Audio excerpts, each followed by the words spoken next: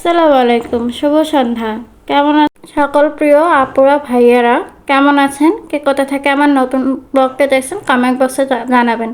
আজকে আমি একদিন পর আবারও একটা নতুন গ্যালারিজ থেকে রেসিপি নিয়ে আসলাম। এই তো আলু পটল চিকন করে গোল গোল করে কেটেছি। কড়াইটা বসিয়ে দিলাম গ্যাসের চুলায়। গরম হওয়ার সঙ্গে সঙ্গে একটু তেল দিয়ে দিলাম, একটু জিরা দিয়ে দিতে হবে। এই তো একটু পেঁয়াজ দিলাম, পেঁয়াজটা ভেজে নেব। এখন হালকা একটু চিনি দিয়ে একটু হালকা করে ভেজে নেব। কাঁচামরিচ দিয়ে দিলাম। এই তরকারিটি শুধুমাত্র কাঁচামরিচ দিয়ে রান্না করতে হয়, সেজন্য কাঁচামরিচ অনেকগুলো করে দিয়ে দিলাম। এখন একে একে হলুদ, ধনিয়া গুঁড়া, জিরা গুঁড়া সবগুলো মিক্সড করে পানিতে গুলিয়ে রেখেছিলাম সেগুলো দিয়ে দিলাম, যাতে মশলাটা পুড়ে না যায়। এটা এখন একে একে সবজিগুলো দিয়ে দেব। আলু চিকন করে কেটেছিলাম, পটল গোল গোল করে পাতলা করে কেটেছিলাম, দিয়ে দিলাম। এখন আবার একটু ঢাকনা দিয়ে দেব। এই তো হয়ে গেছে, সেদ্ধ হওয়ার মতো হয়ে গেছে। এখন একটু কষিয়ে নেব। আচ্ছা, কালকে যে দুর্ঘটনাটা ঘটে গেছিলো সেটার জন্য অনেক খারাপ লাগতেছে। টুকি আমাদের ছোট্ট সদস্য, আমাদের বাসার ছোট্ট মেয়ে বলতে গেলে। বুঝছেন আপুরা ভাইয়ারা, অনেক কষ্ট পেয়েছি।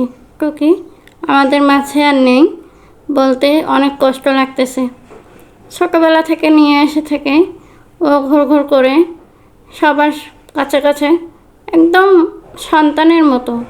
বুঝছেন, সন্তানকে যেমন লালন পালন করতে হয় সেরকম ওকে লালন পালন করা হয়েছে। একটু টুকটাক বাইরে যায় কিন্তু চলে আসে, কিন্তু হঠাৎ করে এরকম করে চলে যাবে ভাবতে পারিনি। যখন ওকে আনা হয়েছিল তখন ওর বয়স ছিল 3 মাস। তারপর আমাদের বাসায় থাকলো 2 বছর 11 মাস। যত্ন সহকারে বড় করে এই তো কথা বলতে বলতে আমার তরকারিটা হয়ে গেছে। এখন ডিম দুটো দিয়ে এখন ঢাকনাটা দিয়ে দিলাম। ডিম দুটো দিয়ে দিচ্ছি।